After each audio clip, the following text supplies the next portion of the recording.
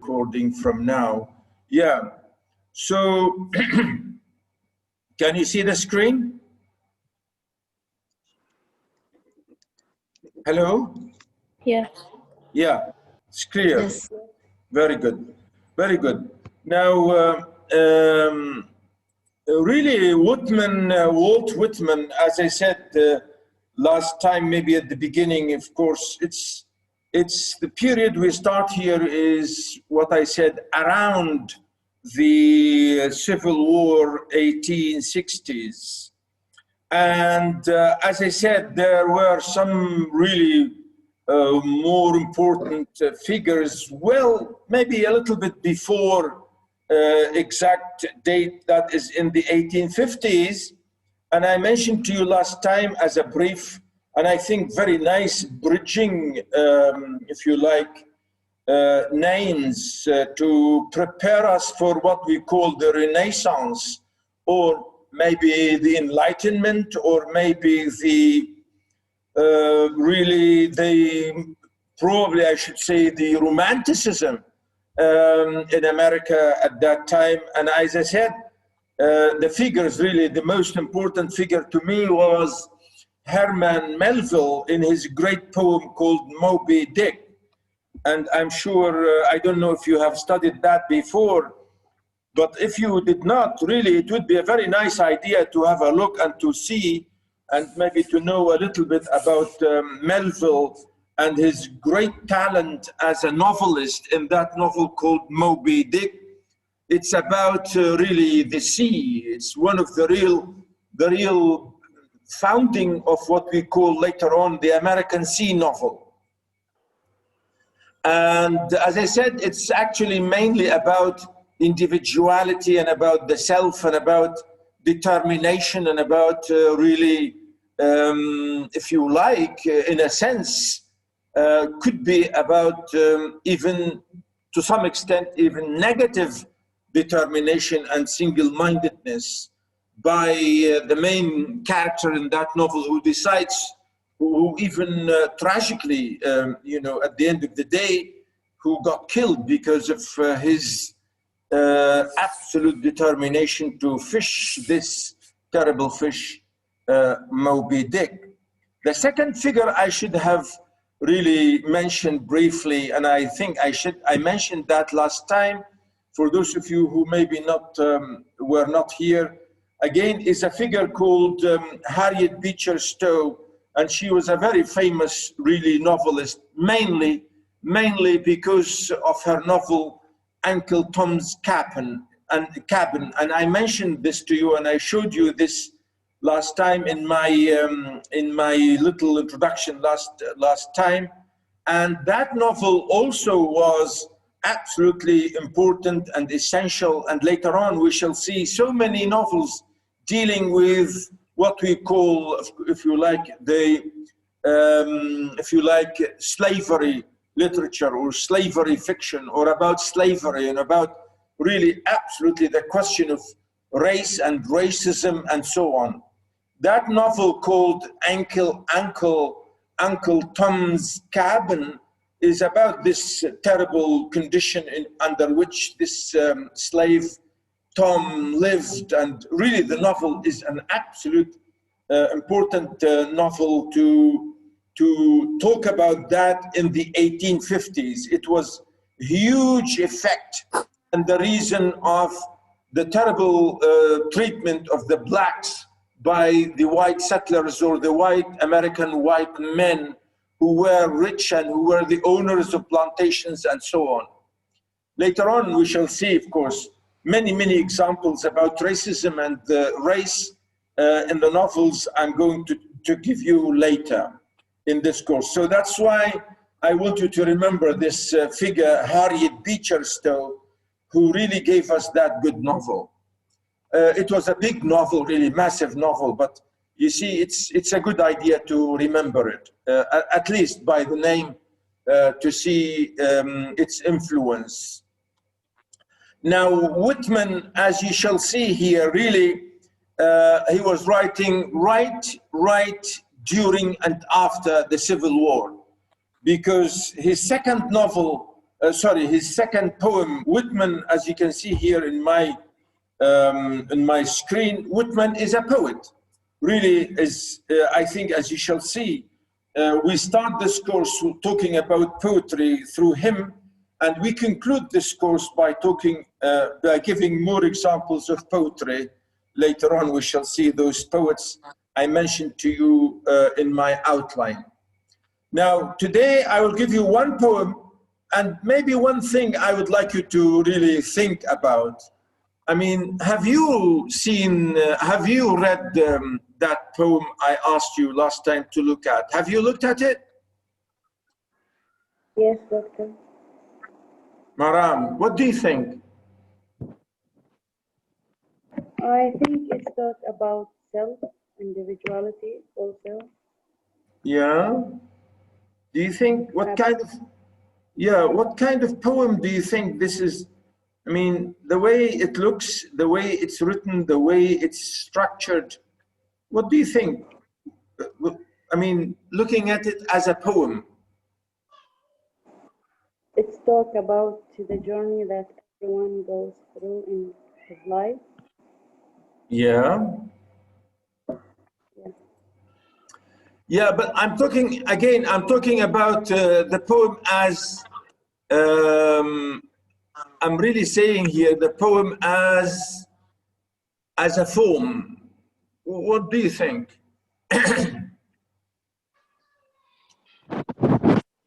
Yeah, anybody?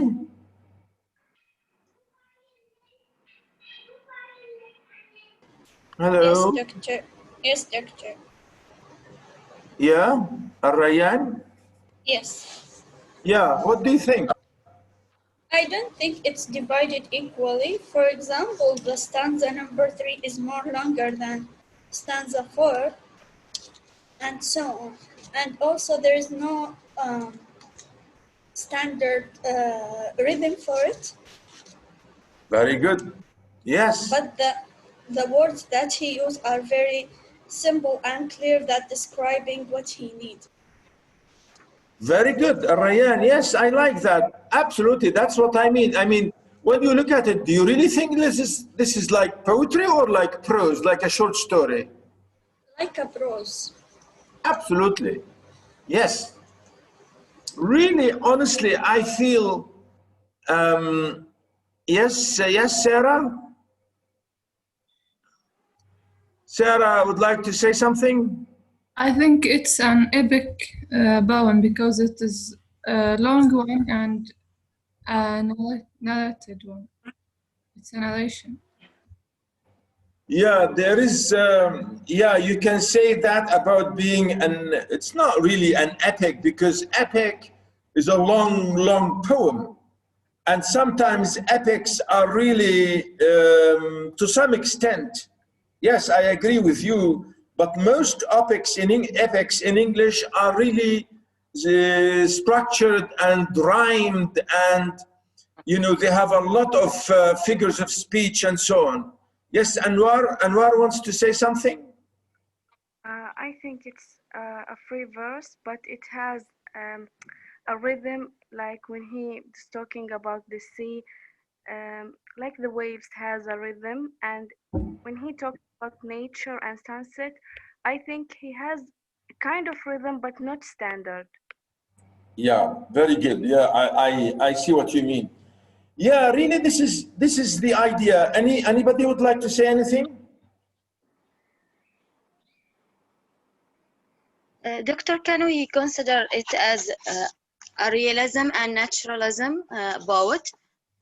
Yeah, absolutely. Yes, of course. It's remember, as I said to you before, this is the time during the 19th century in America. Yeah, it's the period of absolutely influence of reality and realism and the industrial revolution in Europe, and the effect, it was the same in a way on America. So yes, but I'm really interested to draw your attention to this fact, to say, you know, you can ask yourself, what kind of poem is this? You know, there's no regularity, no meter. Sometimes you find images, but many times, you know, all the way you find it really like normal prose.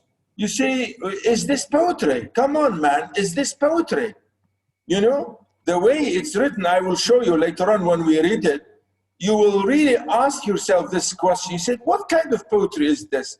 You know, very, very long lines and then very short lines, and no meter, no stanza division, no rhyme, nothing. So you say, come on, it's like prose. Yes, I agree with you in many ways. So this is interesting to look at the form and the structure and the style of the poem here as an important development about the way really Whitman writes his poetry. And he does this in many ways.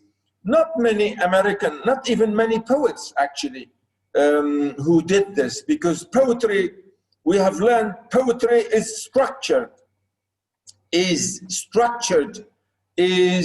really systematized, is, you know, always there is some kind of plan and system and rhyme and, you know, all these things, and also many imaginative language or imagery and so on. But here sometimes you look and say, you know, very rarely you find any image, just like a normal language. So that's something really we have to think about in this poem by Walt Whitman. And, you know, in many ways for anybody would think, you say, well, I mean, this is really funny and this is strange. But to Americans, you know, Walt Whitman, as you can see here in my introduction, and I copied most of this from places on the net, because I took the two poems we have chosen. Also, they are available in the book, in our anthology. But as you know, because we are not coming to the university, so that's why I decided to give you those online. So I gave you the copy from the net, but it's the same anyway. So Whitman really is, we say here, America's world poet, a possible successor to Virgil, Dante, and Shakespeare.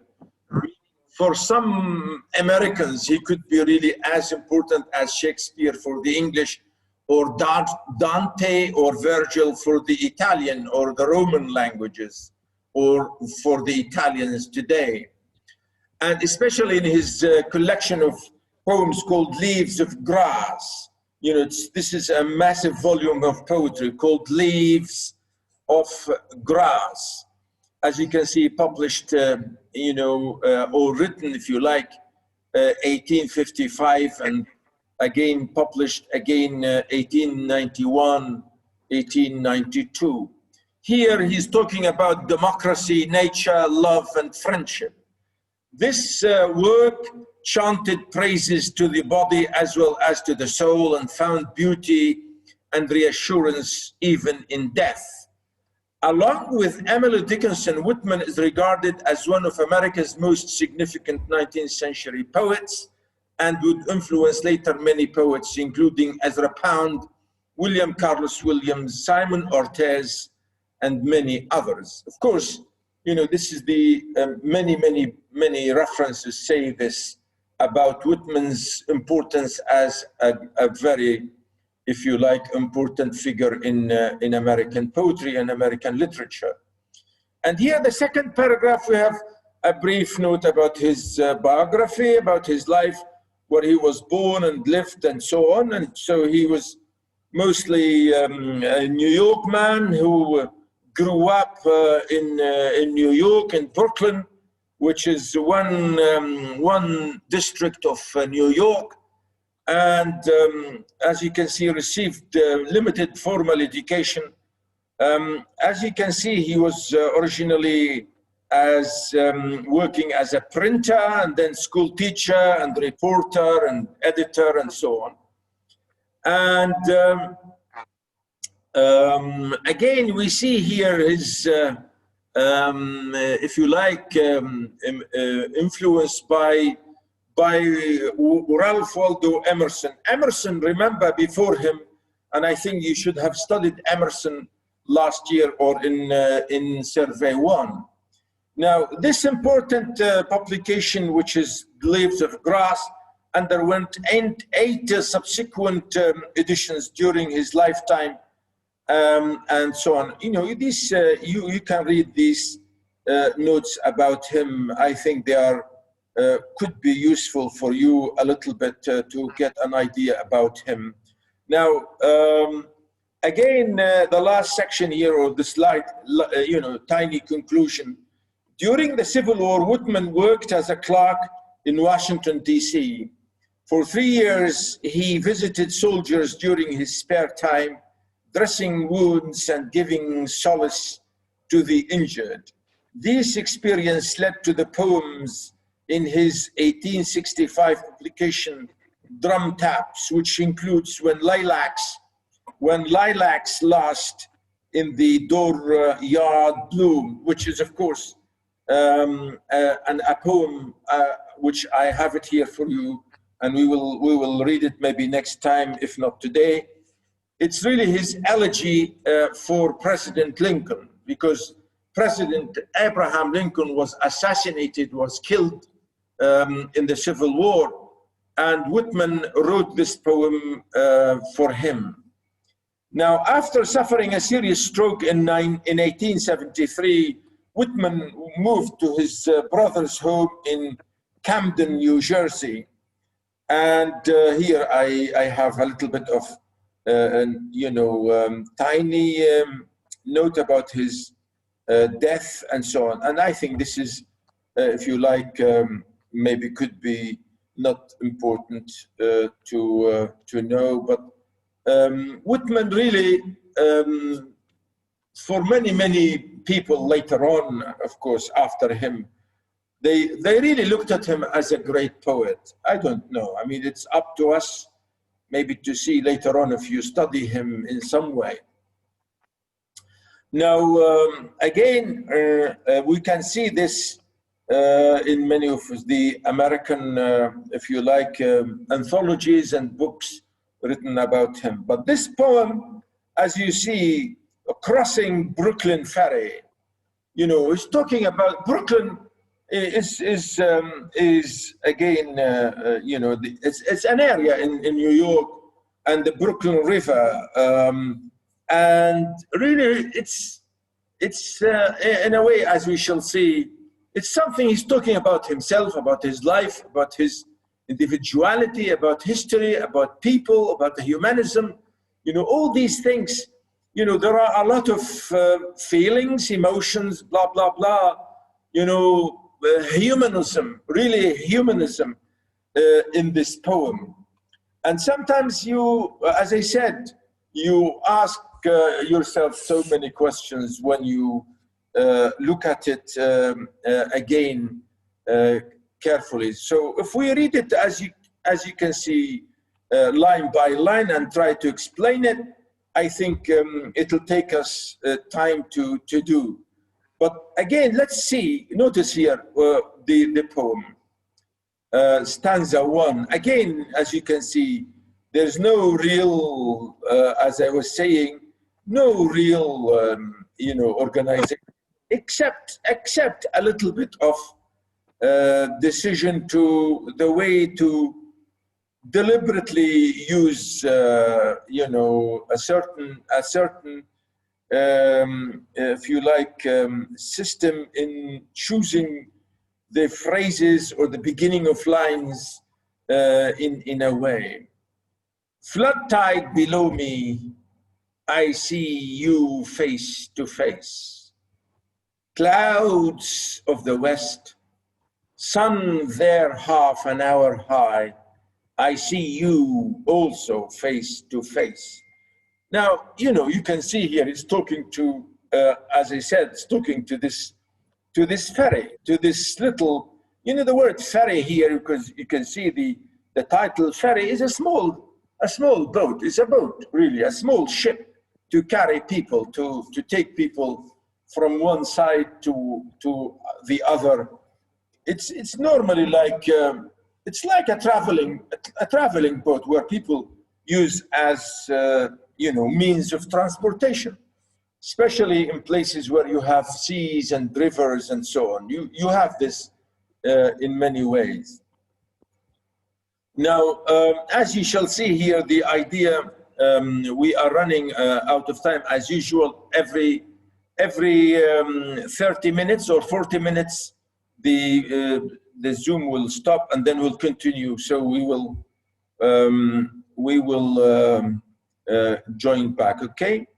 So notice here, he's talking to the ferry, and the way he's addressing the ferry, directly, he's saying, "I see you and I meet you every day. I look at you," and in a way, he's using his romantic sense here. It's crowds of men and women attired in the usual costumes. How curious you are to me. Again, now he's talking to men and women using this ferry. He's saying, I look at you the way you are wearing the usual thing. And I said, I know the way you are dressed. And I have done this before, like you. Again, he said, on the ferry boats, the hundreds and hundreds that cross, returning home, are more curious to me than you suppose. And you that shall cross from shore to shore, years hence are more to me and more in my meditations than you might suppose. Again, he's in a way looking and in a way addressing this in a sort of romantic way, talking to the people on the ferry, the ferry itself, the way it's crossing and coming and bringing people from one side to the other. He said, I know this place and I've been in this place before.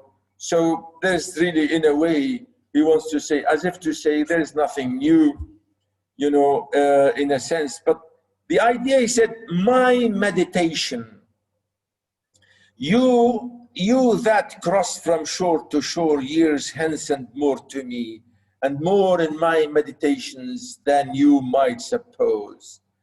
As if to say, yes, I'm looking at you, but I'm thinking, I'm really meditating and thinking about past, present, and future. I'm really, using here, saying in a way to think about life, about how people are, what they are doing, what are they doing now, why they are crossing, why they are traveling, as if to say he's questioning, the entire existence of man. And in fact, I have looked at the bottom. I don't know, I did not send this to you, but you can find it on the net. I got some of this to you again from the net, from somewhere. I think one of these notes, you can find this. It's noticed here, I said, the major image in this poem is the ferry. It symbolizes continual movement backward and forward, a universal motion in space and time.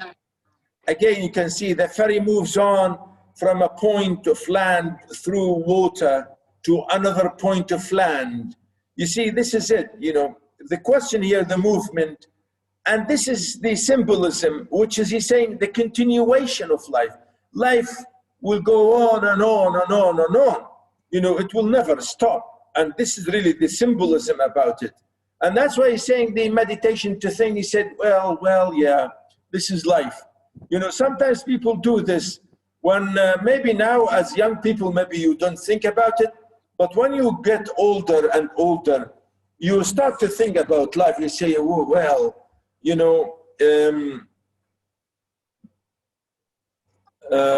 the idea is interesting here, really, to see how the symbolism is used here about people movement and meditation and land and water and the pattern of life and the physical etc., the spiritual, and all these things. And again, I say here, this circular flow from physical to the spiritual implies the dual nature of the universe.